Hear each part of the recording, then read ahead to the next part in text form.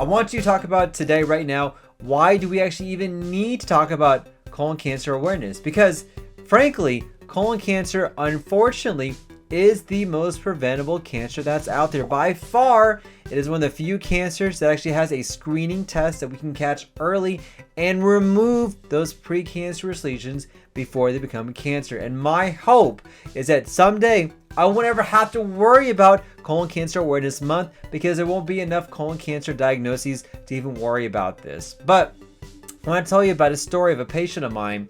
He was a 60-year-old individual who came to see me for routine colonoscopy screening. He's been told ever since he was 45 or 50, that he needed to get a colonoscopy done.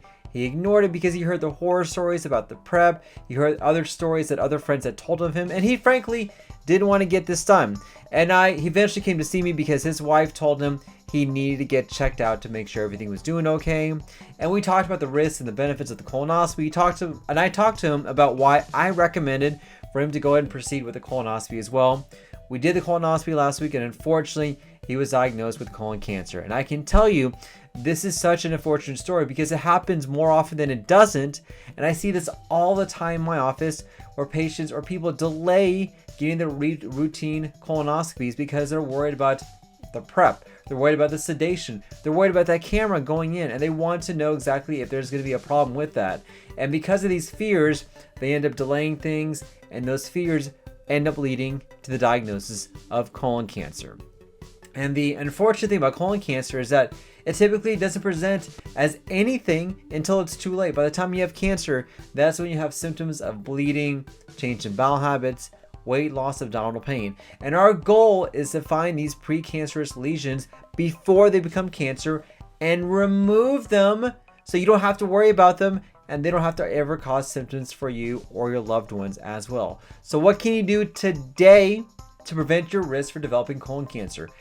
Number one, your diet does play a role in developing that risk. We know a pro-inflammatory diet, a diet that's high in meats, processed foods that are high in inflammation, are going to increase your risk of developing colon cancer. We're seeing more and more information of the effect of diet on your gut microbiome and how that can play a role in developing your higher risk of developing cancer, including colon cancer.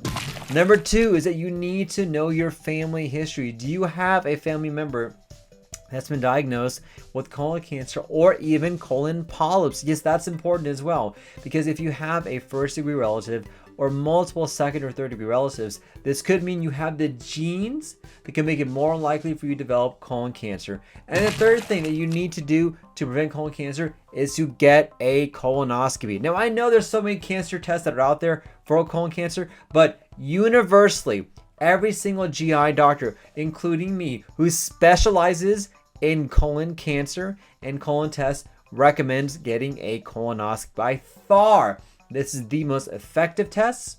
This is the most accurate test. It allows us to find those precancerous polyps and remove them as well.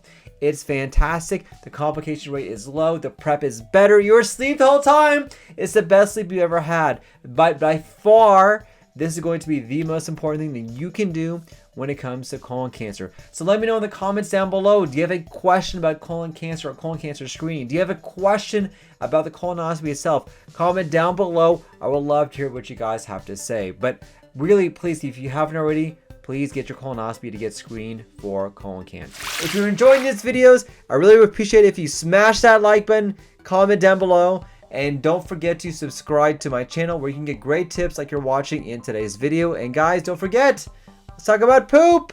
Thank you, everybody.